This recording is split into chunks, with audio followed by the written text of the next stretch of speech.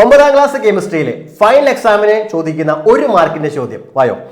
Write the structural formula of C3H8. ഇവിടെ തന്നിരിക്കുന്ന compound എന്ന് പറയുന്നത് C3H8 ആണ്. ഇതിന്റെ സ്ട്രക്ചർ നമുക്ക് വരയ്ക്കണം. അപ്പോൾ എന്തായാലും തന്നിരിക്കുന്ന കോമ്പൗണ്ടിൽ നമുക്കറിയാം 3 കാർബൺ ആറ്റം ഉണ്ടായിരിക്കണം. ഇനി ഇതിന്റെ ഇടയിൽ വരുന്ന ബോണ്ട് സിംഗിൾ ബോണ്ട് ആണോ അല്ലെങ്കിൽ ഡബിൾ ബോണ്ട് ആണോ അല്ലെങ്കിൽ ട്രിപ്പിൾ ബോണ്ട് ആണോ നമുക്ക് നോക്കണം. അത് നമുക്ക് ഈ ഫോർമുലയിൽ നിന്ന് മനസ്സിലാവില്ലേ. C3H8 എന്ന് പറഞ്ഞു കഴിഞ്ഞാൽ അത് വന്നിരിക്കുന്നത് കാർബൺ ആറ്റം 3 ആണ്.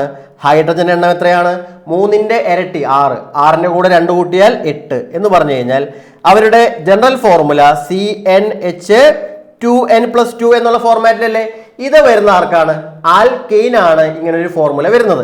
അപ്പൊ നമുക്കറിയാം ആൽക്കെയിൻ എന്ന് പറഞ്ഞാൽ കാർബൺ ആറ്റങ്ങൾക്കിടയിൽ എന്ത് ബോണ്ടാ? സിംഗിൾ ബോണ്ട് അല്ലേ. അപ്പൊ നിങ്ങൾ 3 കാർബൺ ആറ്റം വരച്ചിട്ട് ഇടയിലെല്ലാം സിംഗിൾ ബോണ്ട് കാണിക്കുക. ഇനി എത്ര ഹൈഡ്രജൻ ആറ്റം ഇവിടെ പറഞ്ഞിട്ടുണ്ട്? 8 എണ്ണം അല്ലെ. അപ്പൊ നമുക്കറിയാം കാർബണിന്റെ വാലൻസി എത്രയാണ്? എല്ലാത്തിനും 4 ആയിരിക്കണം. ഇപ്പൊ നിലവിൽ കാർബൺ ഒരു വാലൻസി കംപ്ലീറ്റ് ആണ്. ബാക്കിയുള്ള 3 എണ്ണം കൂടി ചേർത്ത് കൊടുക്കുക.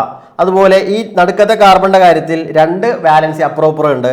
ബാക്കി 4 ആവാനായിട്ട് 2 എണ്ണം മതി. അറ്റത്തെ കാർബണ് 3 വാലൻസി കൂടി കംപ്ലീറ്റ് ചെയ്യുക. എന്നിട്ട് അവിടെയെല്ലാം നിങ്ങൾ എന്ത് ചെയ്താൽ മതി? ഹൈഡ്രജൻ ആറ്റങ്ങളെ ഫില്ല് ചെയ്ത് കൊടുക്കുക. അപ്പോൾ ഇതിന്റെ എന്ത് കിട്ടും? നമുക്ക് സ്ട്രക്ചർ കിട്ടും.